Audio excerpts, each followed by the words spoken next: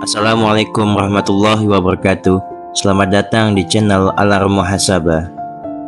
Setan atau iblis akan selalu menghasut manusia, tidak peduli ahli ibadah atau yang disebut dengan abid, meski bentuknya seolah sebuah jalan kebaikan. Nah, ada sebuah kisah menarik. Seseorang ahli ibadah atau abid yang dihasut dan digoda oleh iblis. Ayo ikuti kisahnya. Kisah ini terdapat dalam kitab Talbis Iblis karangan Ibnu Jauzi. Diriwayatkan bahwa Wahab bin Munabih berkata, ada seseorang lelaki ahli ibadah atau abid dari Bani Israel yang ibadahnya paling kuat pada masanya.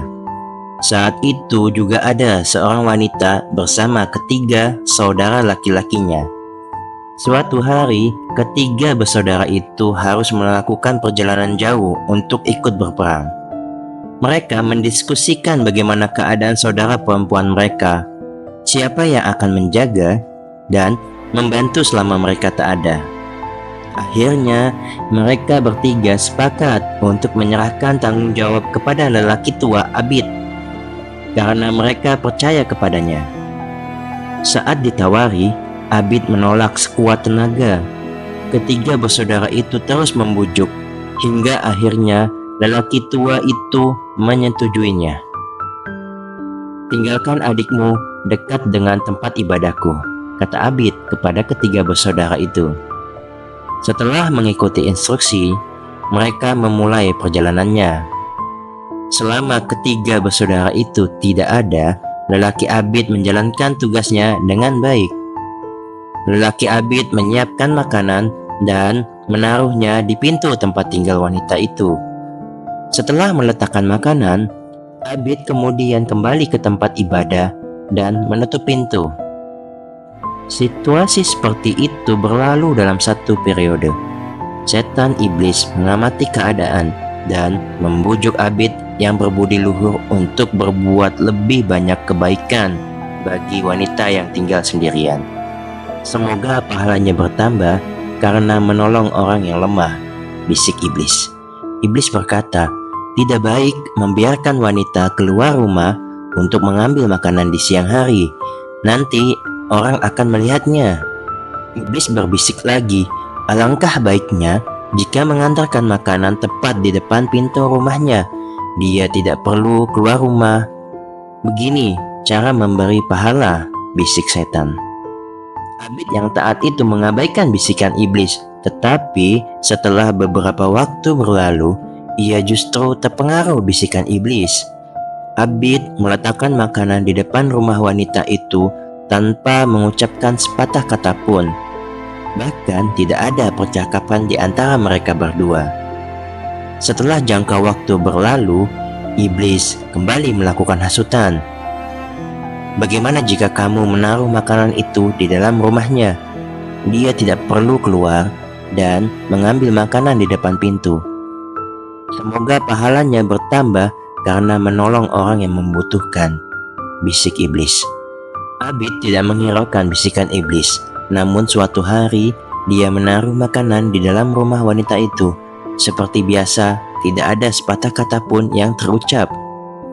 Suatu ketika, iblis mendorongnya untuk berbuat lebih banyak kebaikan. Bagaimana kalau kamu bertanya bagaimana keadaan wanita itu? Dia pasti akan senang karena ada yang peduli, kata iblis.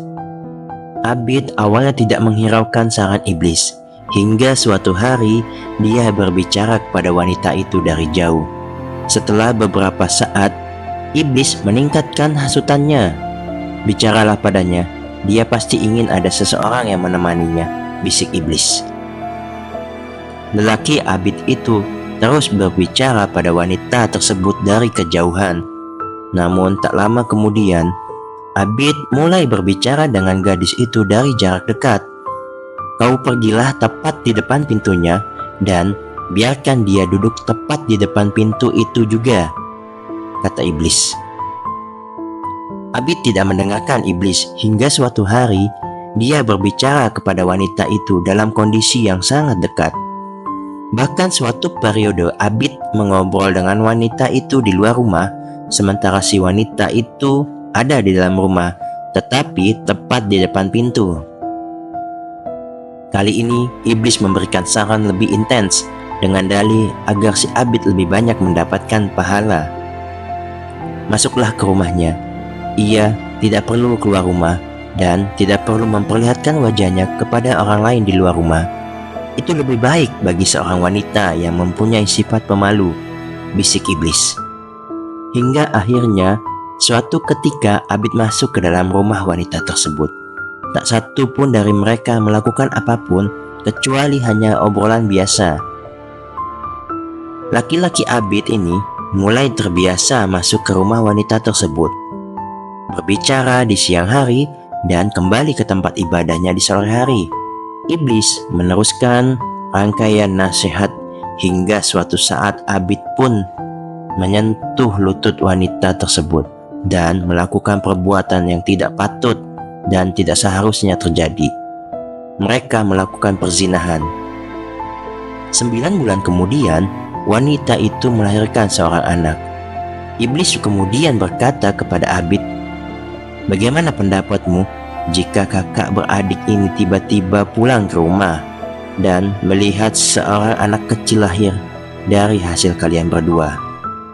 Mungkin gadis itu akan membocorkan rahasianya. Cepat atau lambat, mereka akan mengetahuinya juga. Bunuh saja bocah itu dan kubur dengan baik.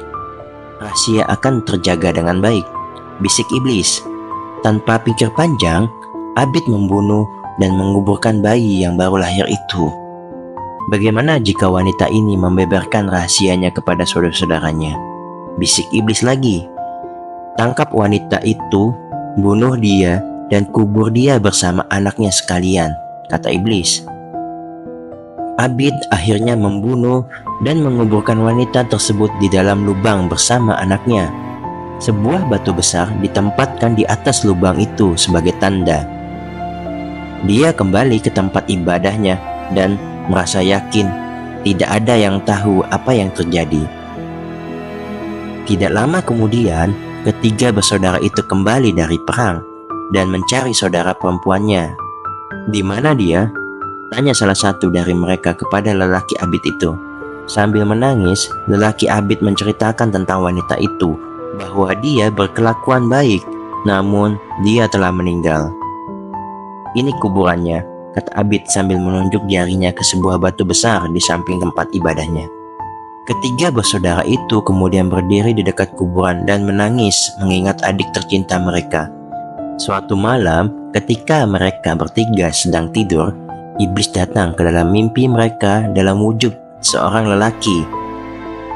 Iblis memasuki mimpi kakak sulung dan bertanya, "Bagaimana kabar adikmu?" Laki-laki itu menjawab seperti yang dikatakan Abid tadi. Iblis lalu berkata, "Orang tua itu berbohong. Dia Abid tidak bisa dipercaya. Dia berzina dengan adikmu sampai dia melahirkan seorang anak. Dia membunuh mereka berdua. Dia menguburnya di lubang di samping rumah. Di sana kamu akan menemukan adikmu bersama anaknya," kata iblis. Iblis lalu masuk ke dalam mimpi pada kedua saudara lainnya dan mengatakan hal yang sama. Pada suatu siang, mereka bertiga terbangun dan menceritakan apa yang terjadi di dalam mimpinya. Mereka terkejut karena mimpi mereka sama. Sang kakak berkata, "Tidak apa-apa, ini hanya hiasan tidur. Mimpi seperti biasa." Tapi sang adik yang lebih muda tidak puas.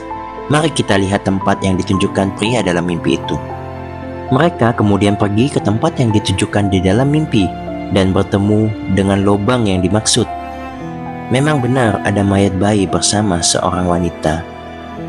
Mereka kemudian mencari Abid dan menanyakan hal itu. Akhirnya pria itu mengakui bahwa apa yang diceritakan dalam mimpinya itu benar adanya.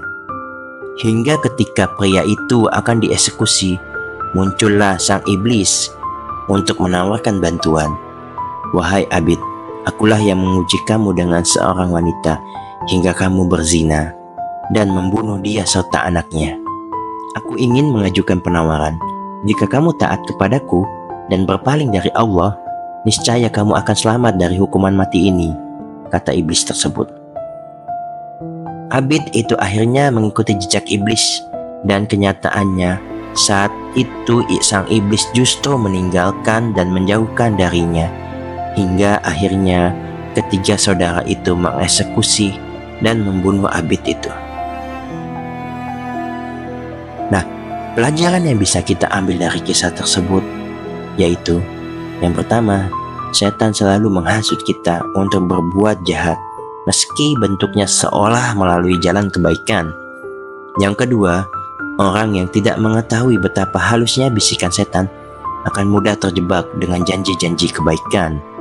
Yang ketiga, umat Islam dianjurkan untuk selalu berlindung kepada Allah dari segala bujukan dan bisikan setan. Semoga kisah ini bermanfaat. Terima kasih telah menonton video ini. Apabila sahabat beriman menyukai channel ini, silakan like, share, dan subscribe. Assalamualaikum warahmatullahi wabarakatuh.